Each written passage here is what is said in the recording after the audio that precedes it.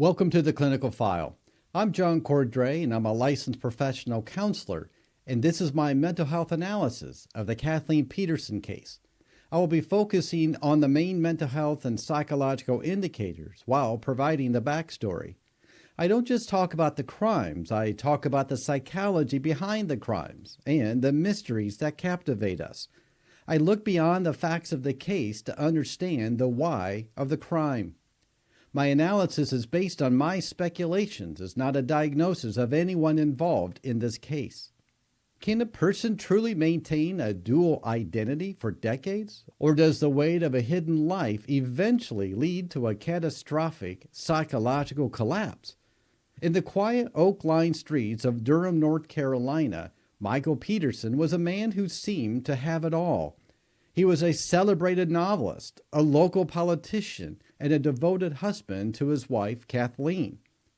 Behind the mahogany doors of their 11,000 square foot mansion, a very different reality was being constructed.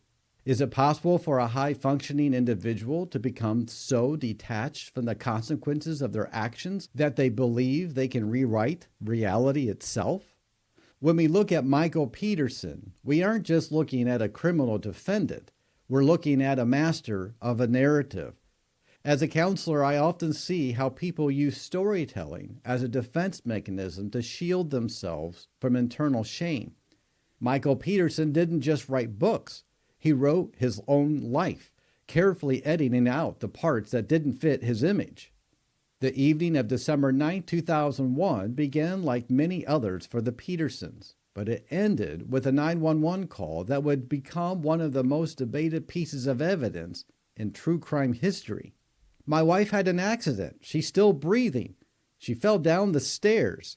Michael's voice on that tape is frantic, bordering on hysterical.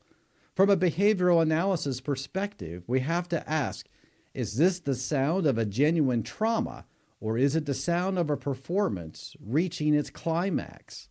When someone discovers a loved one in a pool of blood, the brain typically enters a state of acute stress response. This state usually results in disorganized speech or a focused attempt to provide medical aid. Yet, Michael immediately provided a definitive cause for the trauma, a fall, before any medical professional had arrived. This is what we call a narrative anchoring, a psychological tactic where a person sets the specific story in place to prevent other theories from forming. As the first responders entered the mansion on Cedar Terrace, they were met with a scene that looked like something out of a horror movie. There was so much blood that it had begun to dry on the walls, reaching several feet high. Kathleen Peterson lay at the foot of a narrow, dark back staircase. The sheer volume of blood was the first clue that things didn't add up. If it were a simple fall, why was the blood so widespread? How can a person's public persona be so radically different from their private reality that even their closest family members are left in the dark? Michael Peterson's psychological history shows a long-standing pattern of myth-making. Years before Kathleen's death, Michael ran for mayor of Durham. During his campaign, he claimed to have received 2 Purple Hearts during his service in the Vietnam War. It was later revealed that he had never received those honors and had actually been injured in a car accident, not in combat. In clinical terms, this is a major red flag for pathological lying. When an individual lies about something as significant as military honors, it suggests a core need for external validation and a fragile ego. He wasn't just lying to get votes. He was lying to bolster a version of himself that felt worthy. This need for a perfect image likely extended into his marriage with Kathleen. Kathleen was a powerhouse, a top executive at Nortel. She was the primary breadwinner and a pillar of the community. On the surface, they were the perfect team, but the pressure on Michael to maintain his status was immense. What happens psychologically when the mask begins to slip and the threat of exposure becomes a life-altering reality? As investigators searched the Peterson home, they found Michael's computer, which opened a door into a secret world. Michael had been communicating with male escorts, exchanging thousands of emails and images. Michael later claimed that his bisexuality was something Kathleen understood and accepted. However, there was no evidence from Kathleen's friends or her own writings to support this. From a mental health standpoint, we look at this through the lens of a compartmentalization. Michael was so able to live two completely separate lives, effectively splitting his psyche to avoid the guilt of betrayal. But what if Kathleen discovered those emails on that December night? If the wall of compartmentalization is suddenly breached, the individual often experiences what is known as narcissistic rage. This is not a typical anger. It's an explosive, terrifying reaction to being seen or exposed. If Kathleen had confronted him, the collapse of his carefully curated image could have triggered a violent break. The injuries on Kathleen's body told a story that the staircase could not. The medical examiner found 7 deep linear lacerations on the back of Kathleen's scalp. There were no skull fractures or brain swelling, which is classic signs of a fall. Instead, she had bled to death slowly over the course of nearly 2 hours. This brings us to a significant psychological red flag: behavioral staging. If Michael was sitting by the pool as he claimed, how did he miss the sounds of a struggle that lasted for such a long period? The distance from the pool to the staircase was not so great that a person wouldn't hear a scream or a heavy fall. But we must also consider the possibility of dissociative distancing. Did Michael psychologically check out while the event was occurring, or was he actively waiting for the inevitable?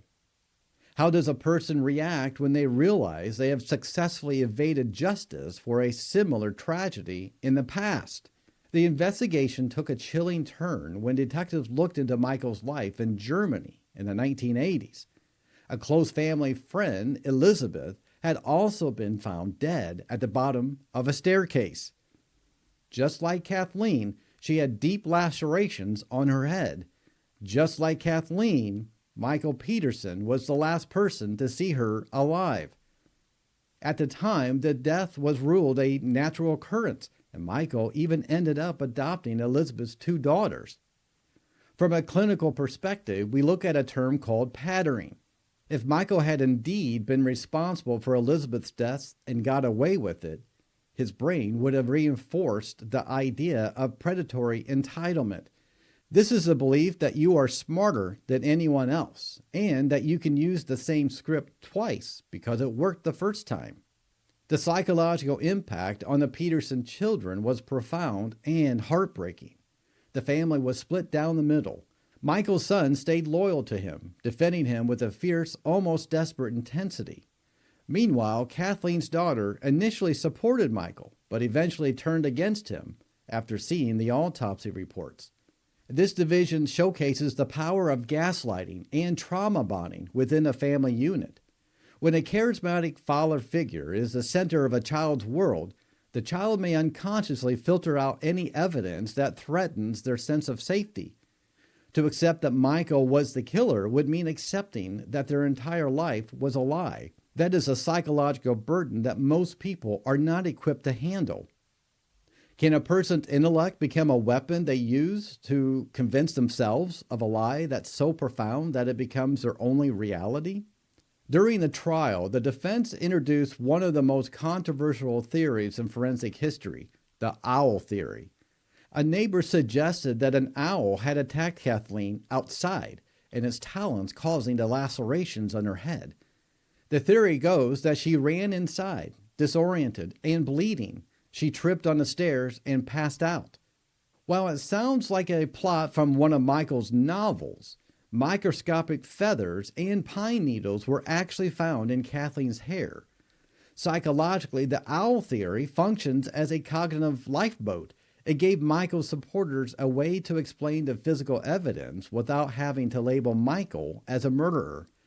The human mind will often go to extreme lengths to avoid cognitive dissonance or the discomfort of holding 2 conflicting beliefs.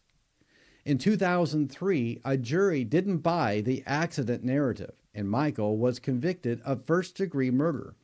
He was sentenced to life in prison without the possibility of parole. For 8 years, Michael sat in a prison cell, still maintaining his innocence with the poise of a man who believed his own story. In some cases, a perpetrator will repeat their version of events so often that they begin to experience a false memory syndrome. They rewrite their own history until the truth is whatever they need it to be to survive. But the story took another sharp turn in 2011.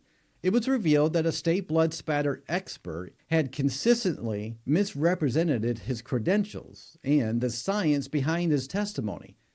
This wasn't just a technicality, it was a systemic failure of the justice system. Because the expert's testimony was so critical to the original conviction, Michael's verdict was vacated and he was released from prison.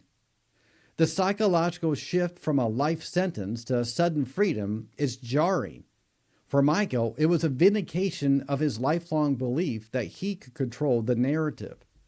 What does it say about the human condition when we prefer a comfortable life over a shattering truth? In February 2017, the case finally reached its legal conclusion, but it offered no emotional closure for the family. Michael Peterson entered a plea to voluntary manslaughter.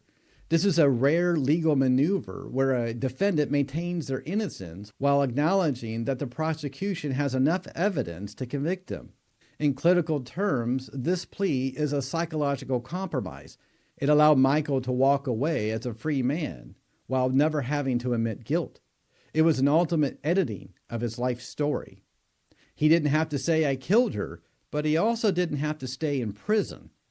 He walked out of the courtroom, older and graying, but still the master of his own story. Today, Michael lives a quiet life, having sold the mansion that was the site of such tragedy. He has even written more books, continuing to use his voice to shape how the world sees him. The Kathleen Peterson case remains a terrifying example of how secrets can corrode a life from the inside out. When we look at the red flags, the history of lying, the hidden life, the mirrored tragedies in Germany and North Carolina, a picture emerges. It's a picture of a man who spent his life building a facade and a woman who may have died when that facade began to crumble. We have to ask ourselves, how well do we really know the people we love? How many layers of story are we willing to peel back before we are afraid of what we might find underneath? The clinical evidence suggests that when a person's identity is built on a foundation of deception, the risk of a psychological explosion is always present. Whether it was an owl, an accident, or an act of rage, the tragedy of Kathleen Peterson remains a scar on the history of Durham. It serves as a reminder of the power of the human mind to construct its own reality, no matter the cost. Wow. Okay, so this is a really interesting case. Here we have a man, Michael, who is very public, written a lot of books. He's well established in the community. He ran for a political office, and yet he had a secret life. And possibly that secret life that may have been exposed or maybe getting ready to be exposed by Kathleen, we don't know that for sure. But it's really interesting to me that this was not just a one-off tragedy. It mirrors the one that happened in Germany. And Michael was a part of that as well. Exactly the same method used. Very interesting. Now, Michael got off. He's not in jail. He's living on his own. I don't know if he's by himself, but he's living on his own. We may never know really exactly what happened. We have two families on both sides of the spectrum here. Someone who supports Michael and someone wants to condemn him. A lot of tension, a lot of family dynamics there. And it's unfortunate that Kathleen was killed in this way. We don't know what happened, but it was really interesting to look at these behaviors in this case. So what did you think about this case? Were there any elements that stood out to you? If you want more mental health analysis of true crime stories like this one, be sure to subscribe for more. And if you found this case compelling, be sure to watch this next story. It will make you more aware of your surroundings. Thank you for joining me today. Until next time, stay curious, stay safe.